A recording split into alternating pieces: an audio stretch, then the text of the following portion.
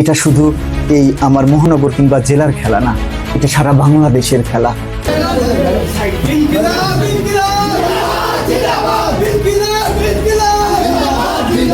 সাইফুলরা মরবে, কিন্তু শেষ রক্ত দিয়ে চেষ্টা করে যাবে এই বৃত্তটা ভাঙবার জন্য।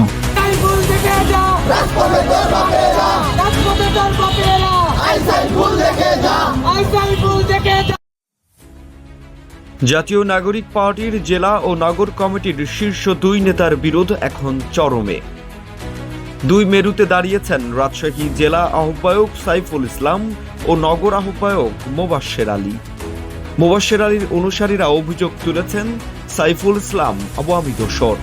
জাতীয় নাগরিক পার্টির এলসিটির কমিটিতে শুটার রুবেলের সবচেয়ে ঘনিষ্ঠ বন্ধু, নিউরন কোচিং সেন্টারের মালিক, যে এতদিন আওয়ামী লীগকে বিভিন্নভাবে অস্ত্র কেনার জন্য টাকা ডোনেট করে এসেছে, সে জাতীয় নাগরিক পার্টির কমিটিতে আহ্বায়ক হিসেবে পদ পেয়েছে। সেই অভিযোগে তার পদত্যাগের দাবিতে নানা কর্মসূচিও চলছে।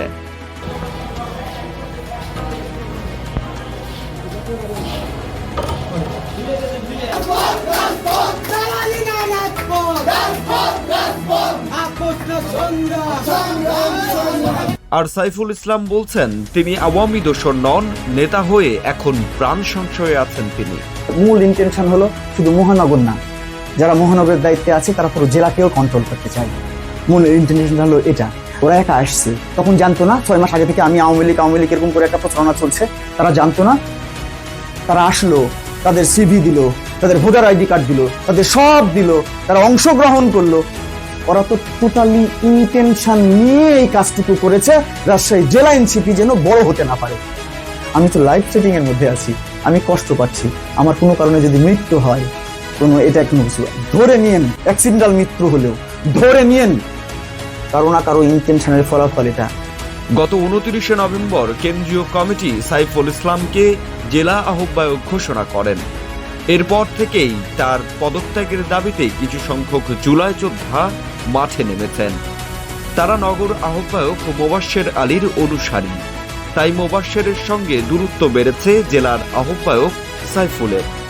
মোবাশ্বের বলছেন সাইফুলের পদত্যাগের যৌক্তিক দাবির সঙ্গে তিনি একমত। যে তোমরা যে দাবি নিয়ে কথা বলছো, এই কথার সাথে আমরা কোনোভাবেই তোমাদের দাবির সাথে আমাদের কোনো সাংঘর্ষিক কোনো আলাপ নাই, কথা নাই, বার্তা নাই। তাহলে যদি আপনারা মনে করেন যে আমাদের দাবি যৌক্তিক এবং আপনারা যদি আমাদের সমর্থন করেন, তাহলে আপনারা পদত্যাগ করে এই দল ত্যাগ করেন। যৌক্তিক অযৌক্তিক শুনলাম, তাহলে আপনারা আমাদের লাস্ট অপশন হয় আপনারা দল ত্যাগ করেন, পদত্যাগ করে সবাই চলে যান, তাহলে আপনাদেরও বয়কট করে দেব।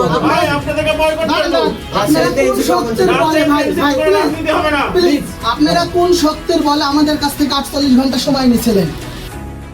কয়েক মাস আগেই আওয়ামী লীগের কয়েকজন নেতার সঙ্গে সাইফুল ইসলামের পুরনো ছবি ছড়িয়ে পড়ে ছাত্র জনতার ওপর গুলি চালানো আলোচিত সন্ত্রাসী রুবেলের সঙ্গে একই মঞ্চে তার উপস্থিতির ভিডিও। এসব নিয়েই তাকে আওয়ামী দোসর আখ্যায়িত করে পদত্যাগের দাবি জোরালো হয়।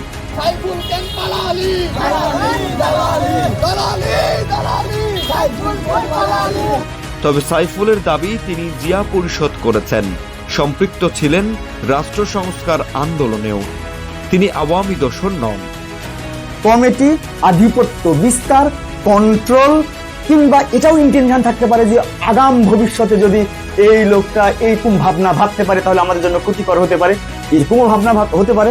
আমি আসলে জানি না যে কেন তারা এই কাজগুলো করছে। আমি রিকোয়েস্ট করছি, অনেক সবাইকে বলেছি, ও ভাই আমার কি দোষ বলেন বা কি করতে হবে বলেন, আমি প্রয়োজন এখান থেকে সরে যাবো বলেন। কিন্তু আমার একটা এক ধরনের জেদ আপনাদের কাছে জানবার একটা আগ্রহ ছিল যে যদি সবাই বলে যে হ্যাঁ সাইফুল সত্যই আমি সংশ্লিষ্টতা কোনো পদে বা কোনো এইটা সেটা, এই জিনিসটা খালি প্রমাণ করবার জন্য আমি অপেক্ষা করছিলাম। কিন্তু সেন্ট্রাল আমাকে বারবারই প্রভোগ করে কমিটি পাঠাইছি সেন্ট্রালে আমার নাম না দিয়ে, তারা আমার নাম বসিয়ে দিয়ে ঘোষণা করেছে। ভাই কি আমার দোষ? এটা আমার দোষ?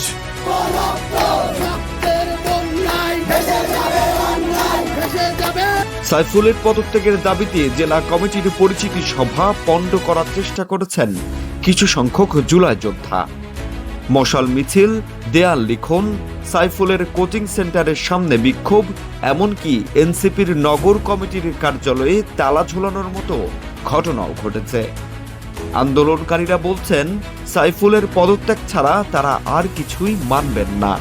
যে কোনো পর্যায়ের, বাংলাদেশের যে কোনো পর্যায়ের কমিটিতে এইরকম কোনো মানুষকে যদি জায়গা দেওয়া হয় যার ন্যূনতম সংশ্লিষ্টতা বিগত স্বৈরাচার সরকারের এরকম কোনো মানুষের সাথে থাকে, যে যারা সরাসরি অস্ত্র মহারাজ দিয়েছে বা অস্ত্র চালিয়েছে, অস্ত্র মামলায় এখন জেলে আছে, এরকম মানুষকে যদি কমিটিতে এনসিপি দেয়, তাহলে এটা আমি একজন জুলাই যোদ্ধা হিসাবে অবশ্যই আমি এটা মর্মাহত। সেই সাইফুল ইসলামকে কমিটি থেকে যত দ্রুত সম্ভব তাকে কমিটি থেকে বের করে দিয়ে, এবং এই কমিটিতে ওই কিভাবে আসলো, এর পেছনে কারা আছে, এটাও যেন তদন্ত করা হয়। আর সাইফুল বলছেন, পদত্যাগ করা মানে হেরে যাওয়া। তিনি পদত্যাগ করবেন না। ও ভাই, সংবাদ সম্মেলন আমি পদত্যাগ করবো, এর স্ট্র্যাটেজি। আমি তো আসলে মৃত্যু ছাড়া পরাজিত, এই ব্যাপারটা আমি আর ভাবিনি। তবে তাকে আর ছাড় দিতে চান না নগর আহ্বায়ক মোবাশ্বের আলী। জেলা আহ্বায়ককে নিয়ে ফেসবুকে এমন পোস্ট দিয়েছেন তিনি।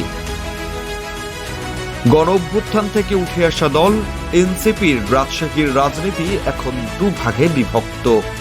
জেলা ও নগর দুই পক্ষই একে অপরকে দায় দিচ্ছেন সংকটের জন্য।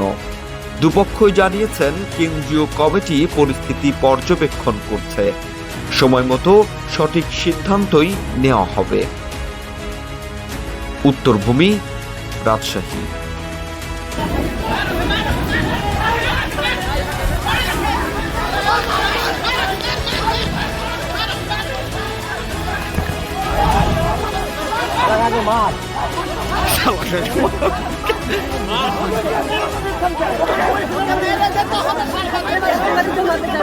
পরে যাবে।